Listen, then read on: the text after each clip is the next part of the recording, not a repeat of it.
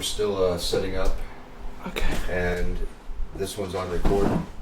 We got the vocals on record. Oh yeah. All It's right, exciting. Yeah, it's super exciting. Okay. Thanks so much for asking me to be here and do this with you, son. It's a pleasure. So, this is our very first episode of the Dad and Son Talks. That's right. We decided to make this because, my dad is a very intelligent person. He's had a lot of life experiences. And, my mom was like, well, he would love to tell us to the world, He's a great speaker. He doesn't stop talking, He has that very open-mindedness. Well, don't pump it up too much. Maybe I become a little camera shy now. We'll see how it works out. Okay, so, tell us a little about yourself. What's your name, where are you from, etc. We've been living in China here for the last 8 years, and a lot of people always begin asking me, where are you from? Yes. They always say, 你是哪里的？你是哪国人？ And, I thought to myself, like, what's really important? What matters the most? And I realized that what matters the most is not where we come from, but who we are and what we bring to the table. This table in particular, because it's Dad and Son Talk. So I ended up telling them, that we're Earth people, that all people, especially parents, they want their children to have a better life. So I tell them, 我告诉他们，别人，我们都是地球人，因为都是妈妈的爸爸要小孩们，每天快乐，他们的生活比我们。And so we want me in particular, I just want my son to be inspired, every day, and to understand that he's a champion. And I am really humbled and really honored. So I guess the getting carried away on the talk is beginning. So let's I get love started. it. It's great. All right, thanks, man. Okay, so, this topic today is childhood memories. Okay. So, what do you think you were like as a child? Oh, jeez. At what age? I don't know. Let's say like 10 years old or Okay. 5 years old. Well, 5 to 10. Yeah, we could start even earlier than that. One of my first memories. Yeah. I remember that when my mom and dad were still together, I come from a broken home. Mm-hmm. And my mom's first marriage with my dad, my biological parents. I remember we had a duck named Strawberry and Wine. We got those ducks when I was basically crawling and just learning how to run around. We had a tiny little turtle swimming pool in the backyard, and I'd run around, chase them, and it was a lot of fun. I recall my dad being on the couch, and he asked me to get him a glass of water because I had learned to walk. And Yeah. so one of my first words, I started walking, I think, around 10 months old. Uh-huh. And so one of my first words was, wah wah. Wawa. Not the most complex communication, but, it's, saying water. Yeah. That was one of my first memories. That's kind of that I like a sustained with. coincidence, because ducks kind of say wawa. Yeah. Wah, wah. But when I got to see my dad again at like 8 years old, we went to a pond in Tulare, which is near where he lived in Lindsay. Mm-hmm. And in Tulare there was a nice park, and he took me there to check out the mallard ducks. Always made sure to point out, this was these were our ducks. Oh, really? And they'd be wah wah, swimming around. And we'd bring loaves of bread, and get swarmed. Dang. Yeah, it was a lot of That fun. sounds fun. Yeah, it was nice. So, where do you think you got your name from? Like, how did your parents think of your name? Sure. Well, my first name, maybe not so important. My last name is a family name, of course. The middle name is probably the most important. My parents were both very religious at that time. My dad was a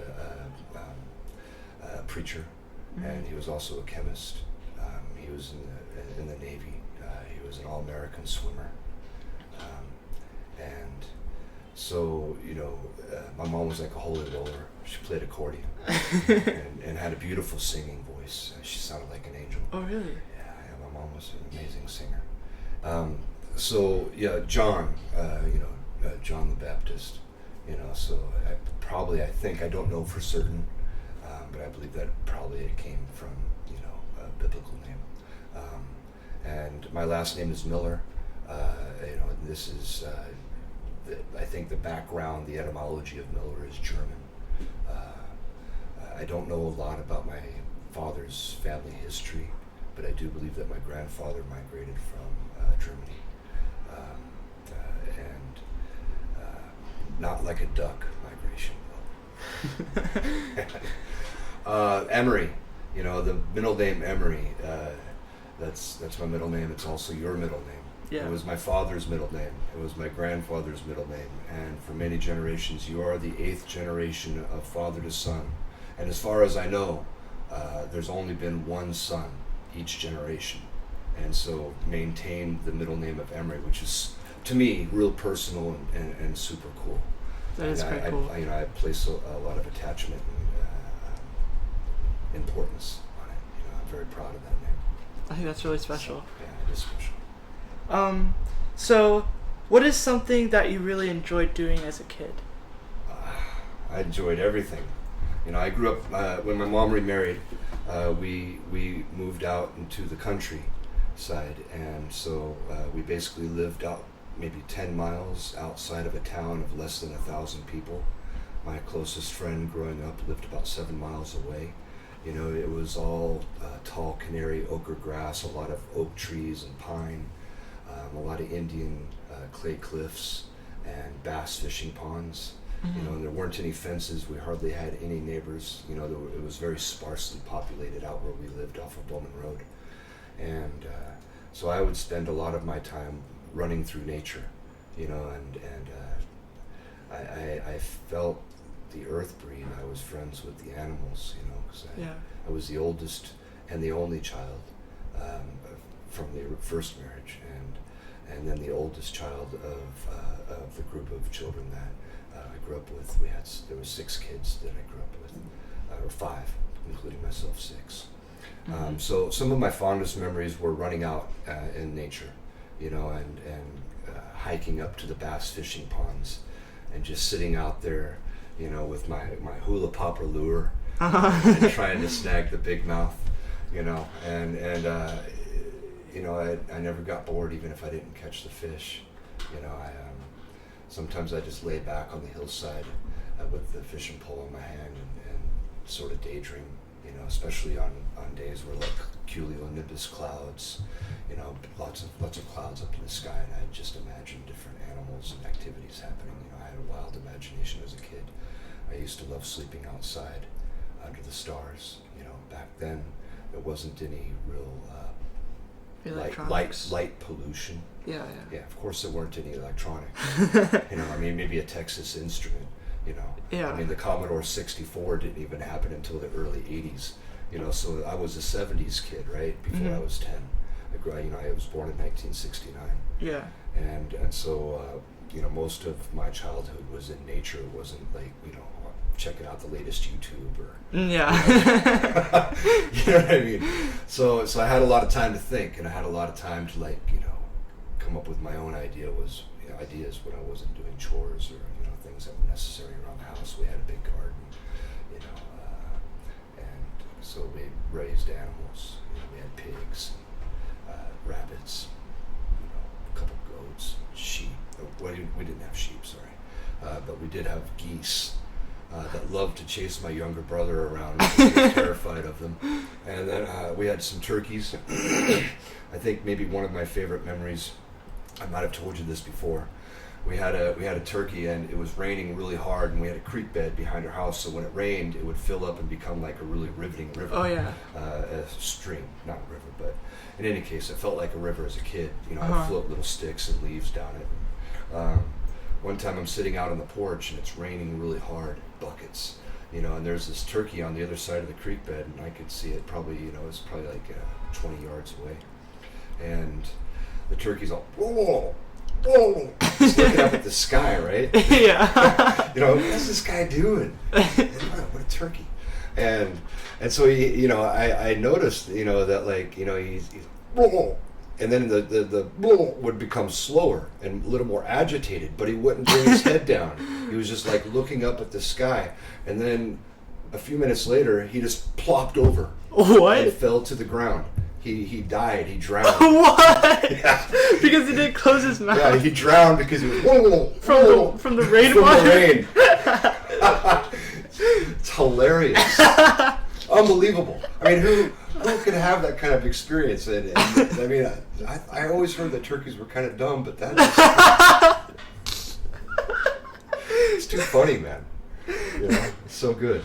Yeah, I had a rough childhood, but I mean, all country kids have a tough time, a lot of work, a lot of chopping wood, But in retrospect, I also think that it was really amazing. I was really blessed and lucky, and my parents they did the best they could, and they cared as much as they could, and understood what they understood, So I know you had a lot of really interesting and funny moments, but what was the funniest moment that you've ever had in your childhood? Well, that was probably one of them I just told you. One of the most, yeah. Yeah, the turkey one. Another time, I guess, I made a really good friend in 5th grade. I was 10, and a guy named Dave Jacobs. I was really into basketball as a kid, and as a teenager. And he also was really into it. He just moved to the country from the city. And so he was my friend that I was referring to that lived 7 miles away. So I'd ride my little Huffy bicycle over to his home, and I'd stay at his house. He'd stay at my house. Yeah. And we'd play basketball in the dirt. It didn't really matter, Even if there was no court, we'd probably get some chicken wire and make a hoop out of it. Dang. Set it up beside, along the side of the barn. Mm-hmm. And so anyway, I stayed the night at his house one time, and his dad was really rough. He loved to make us do chores. I mean, put some elbow grease, learn how to work, build some character, right? So sometimes he'd have us like pick up rocks out of the creek bed just to keep us busy. Damn. So you'd have wheelbarrowfuls of rocks, and then he'd tell us, okay, now you need to go dump it back out on the creek bed. So anyway, Dave and I wanted to go out and have some fun. We were raring to go play some basketball, and we were tired of doing the chores, and so we woke up in the morning real early, and we did all the chores, and we did all the dishes. And cleaned the house too, as well as the outside stuff, and everything was spick and span. It was spotless, And so he and I were eating some cereal, I don't remember, maybe it was some Cheerios or something. Anyway, the stepdad came up, and his name was John. He was a big guy, and he seemed much bigger too, because we were only 10. Yeah. And he in his gruff voice, okay, boys, it's time to get to work. We got some things to do here today. Now I'm going to list them out, and you're going to get it done. There ain't no playground time. And so, oh, man. And then Dave spurted out, because his mom and his stepdad just got married. And so it wasn't like me, where my mom got married when I was really young, and my stepdad raised me. So Dave had a whole childhood prior to that. I think his mom and stepdad got married when he was 9, right? And so this is when he's 10. And he's like, what is this? Is this a horse race for work? And it's because they loved horses, right? And they had a couple of them. And when he said that, is this a horse race for work? Just milk started spurting out of my nose. I couldn't believe that he was talking back to this big rough man, and questioning his authority. And so when that happened, man, I just couldn't hold myself back. Milk started coming out of my nose. I spit out all my cereal. Oh, jeez. Made a big mess. And I think that John, he was just, he wasn't used or accustomed to having anybody talk back to him, so he was sort of sitting there stunned, like he didn't know how to respond. So, in some ways, that's hilarious, and that'll always stick out in my mind, that memory. Then Dave and I would talk about it for years after that. So what was the best thing that you did as a kid? Gosh, I don't know. It's hard to say. Because you did so much stuff, yeah, right? In would, the woods yeah, and that would be like outside. Yeah, I mean, maybe I haven't really thought of that question. I mean, as far as like best things, maybe that's other people's opinions. You know, I'm always striving. I'm always dreaming. You know, even when I was a child. You know, I learned how to read at a very young age. You know, my grandmother, Elvira, she was a teacher before women really even had a lot of opportunity to write. I think she was born in 1902. I might be wrong on that, on the exact date. Anyway, she was teaching and working when a lot of women were sitting, you know, when they were expected to rear children and stay at home and raise a family.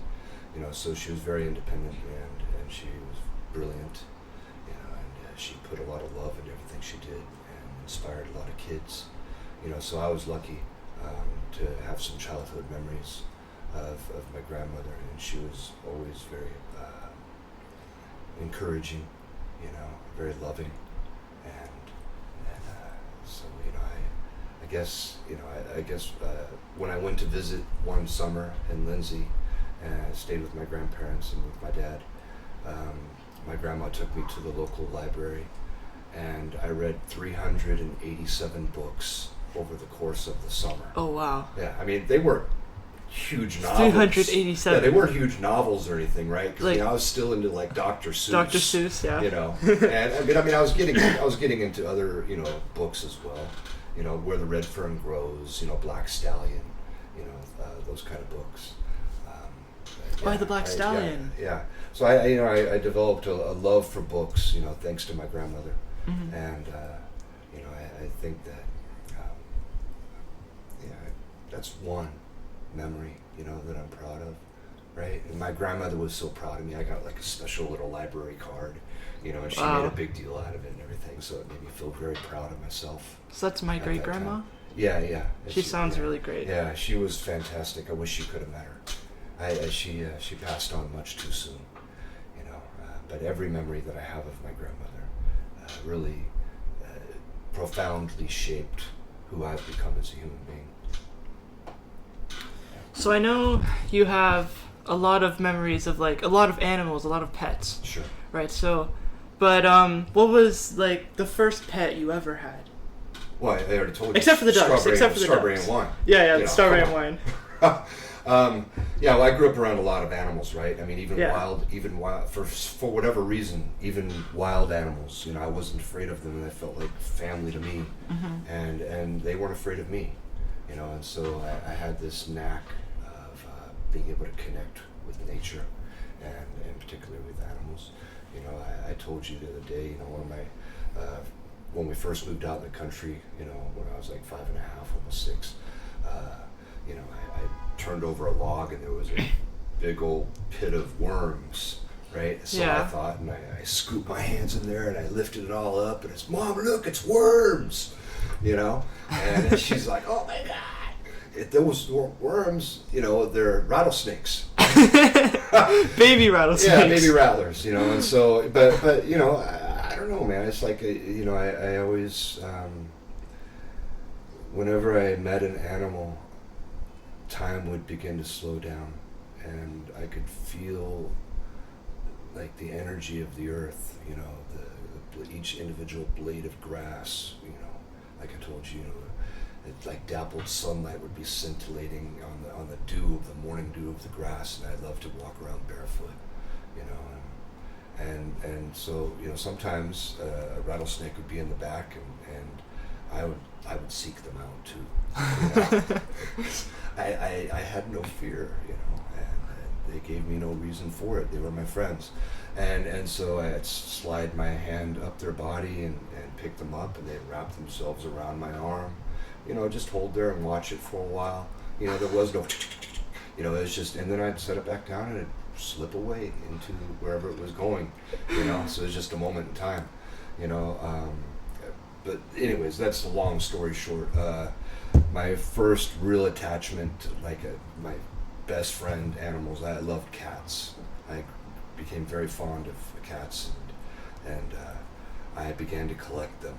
whenever we'd go to town, you know, there was always that stray box of cats, a litter of kittens that, you know, someone would be giving away, you know, and I'd always find a way to get 2 or 3 of them, or maybe more. Yeah. And my parents were okay with it, you know, because we had a lot of mice, and you know, they wanted to get rid of the vermin. So you know, and I used to go. We didn't buy cat food, you know. There was plenty for them. They'd eat little small birds, or, you know, mice, and I'd also go fishing, you know. So I'd bring back the fish and I'd feed them, you know, and fillet the fish for them, and they'd be very happy, you know. So that was their catnip. You know, so whenever I go meow, meow, like a swarm of cats would come out. So at one point, I before my mom decided this is enough, I had 33 cats. Wow. You know? and there's one memory. I had an orange tabby, and the orange tabby, I didn't have a name for him. I only named one of my cats, and his name was Tiger. But the rest of them, I knew them just by who they were, you know. So I had this orange tabby, and there was one time where I was going to get struck by a rattlesnake, because I was running and playing, and I wasn't aware, you know, I wasn't aware of my surroundings, and there was a rattlesnake behind our house in the backyard, and it was already coiled, and it was rattling, and just as I was beginning to notice and recognize that it was there, I saw it begin to strike, right? Yeah. And then from the other corner of my eye, I saw the cat leaping through the air, right? So this orange tabby, right before it struck me, you know, and it would have been like in the shin area, right? Right before it struck me, the cat nailed it and took it down, you know? So it was amazing, right? I mean, the cat defended me, or you know, that's what it felt like to me. That's what it felt like to me, yeah. You know, so I don't know whether it's true or not true. I remember that that's exactly how it felt to me, that it saved me, and I was so grateful, you know, but that was the only time that I had ever felt like, you know, something bad could have happened with the snake, or, you know, so yeah. Anyway, yeah, I loved my cats. So so what's something that you really enjoyed doing as a kid? I love drawing. I was really into drawing. You know, my mom's brother, his name was Don Mitchell, and he was a really excellent musician, but he was also a great artist. And so, you know, I come from a family on my mom's side of a lot of very artistic people, and on my dad's side, really intellectual. So, you know, I was inspired to draw. And plus, my grandmother, when I visited my grandmother, she'd always she'd always buy like pallets, and she knew I was really into horses, and so she would do a little paint by numbers, you know, and with the watercolor, you know, and the other paints and stuff. So I'd always, like, as a little kid, you know, I'd go and I'd paint for hours, and that got me into sketching, and then I because I loved reading The Black Stallion. You know, I read that book multiple times, and on the front cover was the Black Stallion who was rearing up. Yeah, yeah. And so I drew that horse maybe 100 times or more. You know, and so yeah, I used to draw all the time. I love drawing. You know, and I became, you know, fairly good at it. I was self-taught, but yeah, I loved doing art, and I loved reading books. So, what are some, like, probably, like, some really good... Did you have any birthday parties when you were younger? Yeah.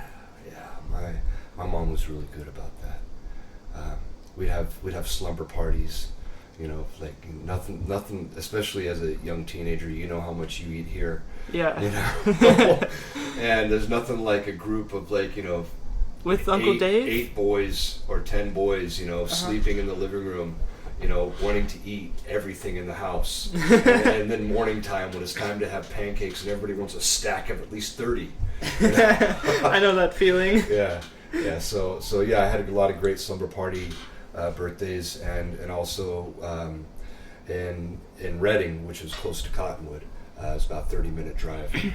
So, you know, sometimes we'd have a Viking skating rink, you know, party, but most of us hardly spent any time on the skating rink because they were arcade video games. So, my friend Dave, one of his memories, he told me about this years ago. He said, "Yeah, John, I used to love going to your birthday parties because every time you got any money, you would always buy it would be all quarters. So you got $10. That was a lot of money back then. You got $10. You get $10 in quarters, and you share them with your friends. Wow. You play video games for hours." Wait, how much money is $10 back in the day? Oh gosh, it was a lot. I mean, as a teenager, like in 1986, I think the minimum wage was like $3 something an hour, working.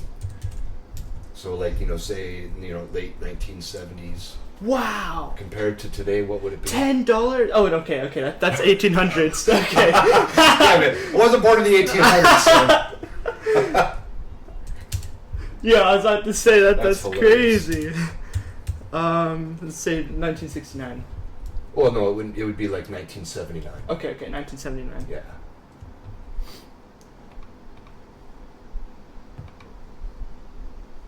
I was 10 years old in 1979. This will be interesting. Okay, so $43.26 today. Wow. That's a lot of money. Wow, $10. $10 for 43. In 1979 is Wow. $43 today. Wow. That's pretty good. It's like the arcades are pretty nice back then. Yeah. Well, yeah. So what kind of games? Oh, well, do you like remember? Galaga, Galaga? Space Invaders, Centipede, Pac-Man. Oh yeah, Pac-Man. Yeah. That's Defender. Yeah, some old school games. It wasn't until like the mid '80s where the malls had like a whole room dedicated to arcade games where they became pretty awesome. Somewhat similar to the beginnings of what's happening now. But even then, those games which were amazing to us. You look at like how AI works and how everything is today. Yeah. I'm seeing you on your PS5 and I'm like, dang man, we didn't have anything close to that. But it was fun, man. Sometimes technology will take us to a place and maybe things become more convenient in life, but it doesn't make it better. And what was special for us, like a special occasion where we could do like maybe on a birthday or some other significant event. Now people just do it take every for day, granted, whenever. like it's an everyday thing, like it's entertainment. Yeah. And that's one of the ways in which I think my generation were blessed. Because we weren't inundated with all of these distractions. Personally, we didn't have our cell phones and we're like, oh, what's happening with my social media right now? Yeah, that's true. We were connecting. We were actually sharing a conversation, and enjoying life and out riding our bikes and doing fun stuff, having adventures. Yeah, that's what's kind of like bad about the modern day, There's so much building, not as much nature, Right. Like, I would totally rather, not play my PS5 and go out and do nature, go camping, hiking. I love doing that. And it's so different from back in your day because, there was whole fields where you can do whatever you want. We were a lot poorer and we had to work a lot harder, but we didn't realize or know. And now, looking back, I grew up in the country and I've lived a good part of my adult life in cities. I never imagined that we would be raising you in some of the most populated regions of the world, right? I mean, here we are in China, in Shanghai, one of the biggest trading places in China. Right, many foreigners on the planet. Yeah, in the planet. So what was a really great fishing this memory that you had, because I know you love fishing and I also love fishing. I love fishing. My to be honest, my stepdad got me into that. He loved fishing too, so we'd always my mom would say, you gotta take John. Okay, we're good. So we get up, and we get up like at 4 a.m. Oh, and yeah. we'd head That's out, when the fish are out. Right. and it was always a great day, just be out there on the boat, or if it was hunting season, we'd spend hours driving up into some remote place in the mountains, and it didn't matter if we got anything, sometimes just being out there. was the fun. Yeah. You know, but then if an uncle showed up or other friends, then it got a little competitive. and you know, when there's 5 people on a small boat, you know, and here you got this small kid trying to cast, you know, sometimes I tangled up people's lines. Oh man. You know. Yeah, but it was good memories.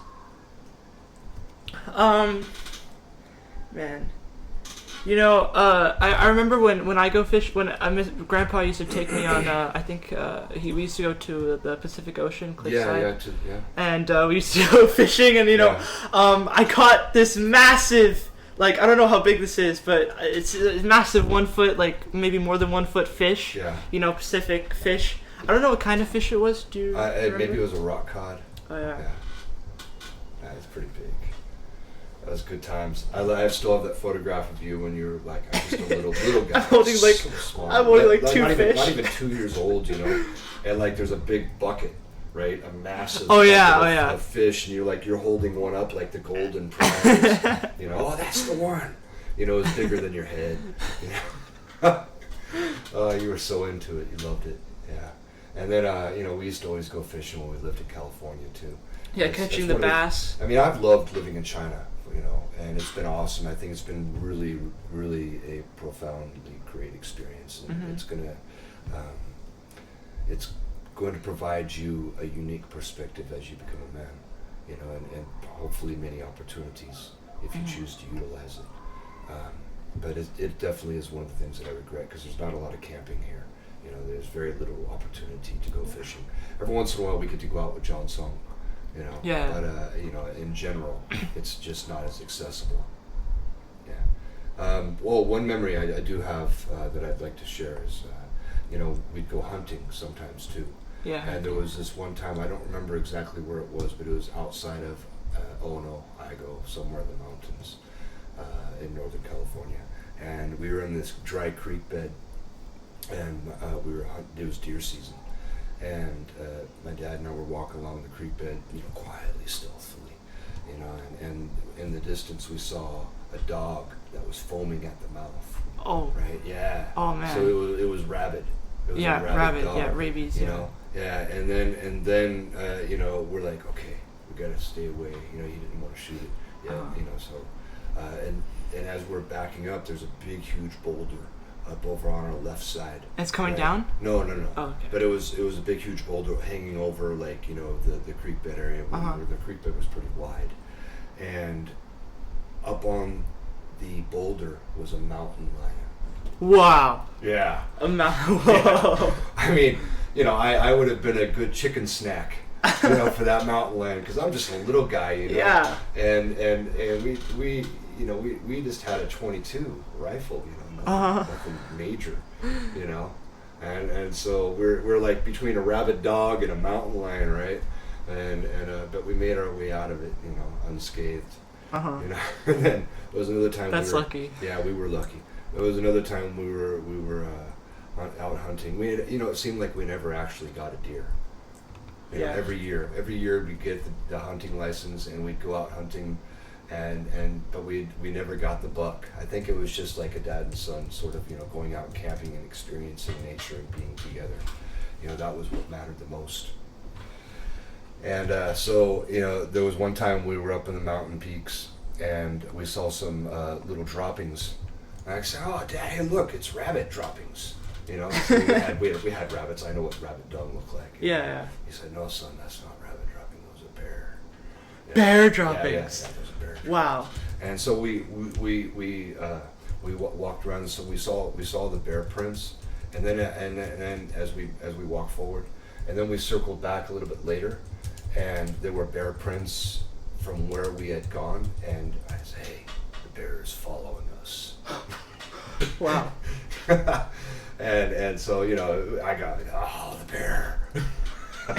Was it an actual bear? Yeah, it was an actual bear. We didn't see it. Okay. You know, okay. But he was just like, you know, oh, the bear is following us. So it's, whoa, the bear. You know, it's funny. Bears are pretty scary. Not so much. We saw one when you were a little kid. Oh, yeah, that's true. Yeah, like teenager. A teenager bear, black bear or brown bear? I think it was a brown bear. Brown bear. Well, he looked brown, but his fur was so matted it was hard to really tell what color it was. Did we have to stop for it to pass by, No, or we stopped, we saw it on the side? We stopped because we wanted to check him out. He wasn't that close. It wasn't gonna like run up to the car and pull it over or anything. Yeah. You know, I mean, he wasn't full grown, or he was just like he was just foraging. You know, and so, hey son, look, it's a bear. You know. Yeah. You were excited. You were like 4 or 5 years old. You know, I think you were 4.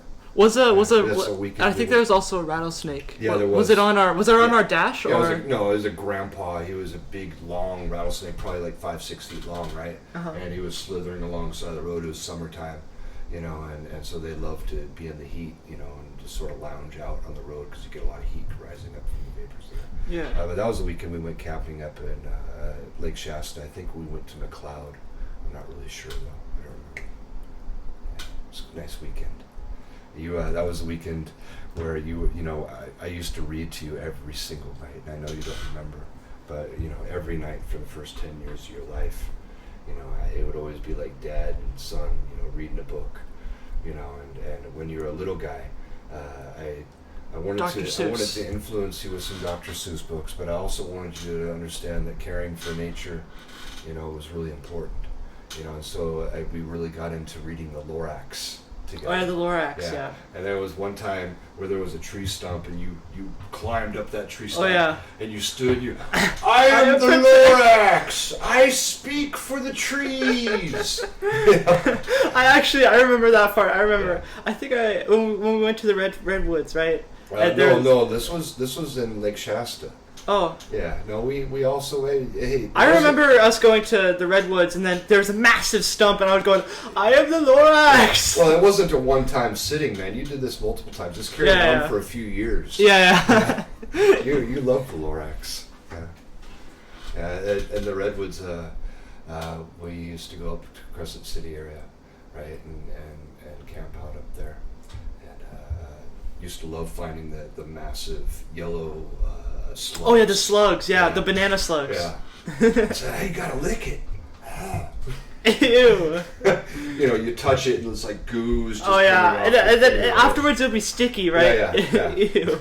Anyway, it was fun times. Used to love picking them up. Yeah. All right, this has been great. Yeah, you know, I finished with all my questions. Yeah, it's been awesome. I really enjoy talking with you, son. Yeah, me too. You know, and you know, maybe this podcasting will be very cool for us. You know, if anything, I think, you know, like I think that any dad and son or any family member, you know, that wants to share and create memories. Now, you know, it's like when I was a kid, we'd have this. It wasn't a camcorder. It was like this V8. You know, it's like a really massive, massive thing. It's like, okay, if we're gonna record the family, so you got to bring out the crane. You know, you got to bring out the tractor to lift it up, put it on your shoulder. You know, like hefty bricks. It was just huge. It was tedious, right? Yeah. And it definitely wasn't high def. You know, so. I mean, now that we have all these things, you know, I think we can record memories, you know. Yeah, this is a fantastic way for us to bond. You know, see him later in life, memories. You know. Absolutely. Yeah. Absolutely. I think it's wonderful. I'm really glad. I feel totally blessed that you asked me to do this with you today, and I hope we have many more opportunities. We will. All right. Okay. Thanks. Love you, son. I love you, Dad.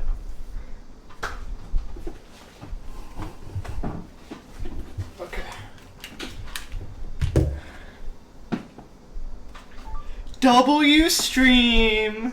That was nice, buddy. That was real good.